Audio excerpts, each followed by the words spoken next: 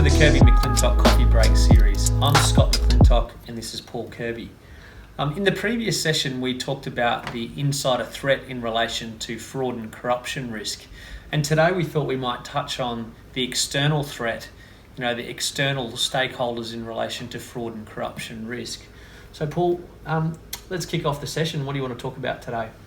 Well, maybe we should start with a worry on a customer of ours that had a collusion between an external provider and a staff member. Yeah.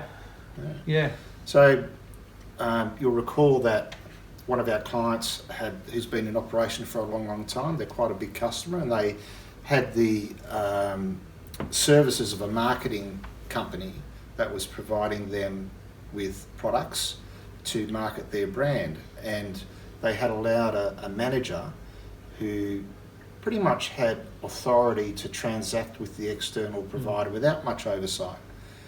And that employee developed a relationship with a staff member and groomed that staff member from the marketing company in order to bypass the controls of both companies and extract money from our client. Yeah. And it was really interesting, like after that grooming process, the way that they were able to perpetrate the fraud. What ended up transpiring was the supplier would concoct invoices and put personal items into a legitimate invoice. So it was hiding the costs of those personal products within the invoice. And that went undetected for a long period of time until one of the internal staff members actually raised concerns and looked into it, and that's when we got called in.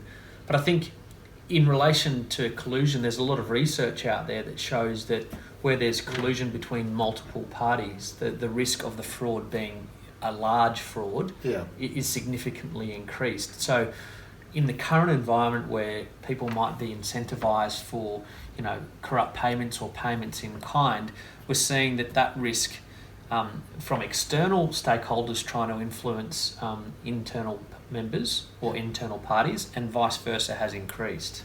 Yeah, it's the risk. So when you've got collusion, you can bypass controls. Yeah. And one of the things about transacting with external companies, that is normally a natural check and balance, as long as the other party is acting with integrity. But once that integrity is compromised, you can pretty much bypass most controls. Yeah. And I think in the last session we touched on the fraud triangle, and it's probably worth revisiting that just in terms of the three elements that typically are involved or present when there's a fraud. And that's motivation, which is the motivation to go and defraud an organisation. In the current environment, it might be because they've taken a pay cut, etc., or they're worried about their job. The rationalisation, well, I didn't get a pay rise, I didn't get a bonus this year, so I'm entitled to that money. And the opportunity, which is, the control weaknesses or internal members of staff who are minded to circumvent controls if the opportunity presents. So I think COVID, as we touched on in the last session, has really presented, increased those risks. There is the motivation because people are so sort of uncertain about the future. And then the opportunity piece as well has been heightened, and I think that's where organisations can really need to be alive to those risks. The controls are now having to catch up with the changing environment, and the changing environment is people working remotely, people working from home. Where in an office situation, you're naturally going to have conversations overheard.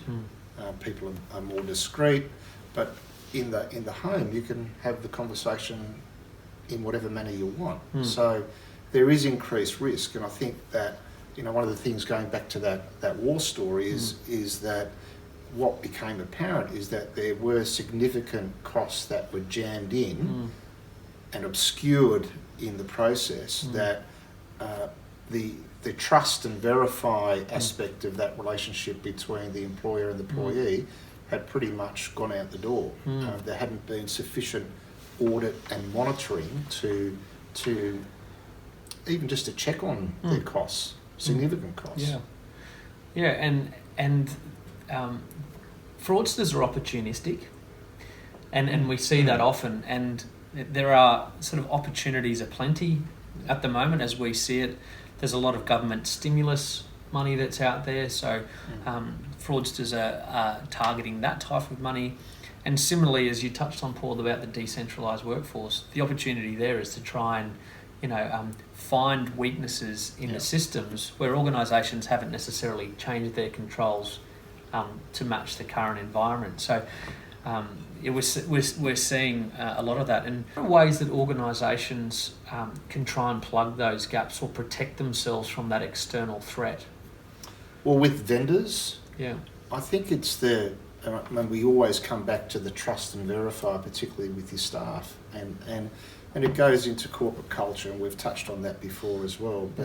But just that regular checkup, or understanding what your costs should be, and occasionally doing something proactive to see if there is something that is out of place in terms of where your costs are being allocated. There are simple things that can be done.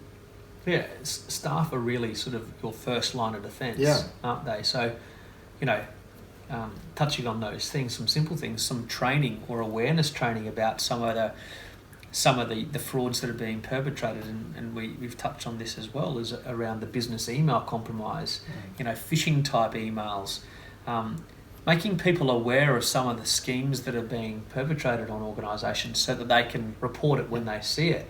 And I think, on that reporting aspect, organisations need to have multiple touch points for employees to raise concerns, because there's research out there that shows 43% of all frauds are detected by tips. Right.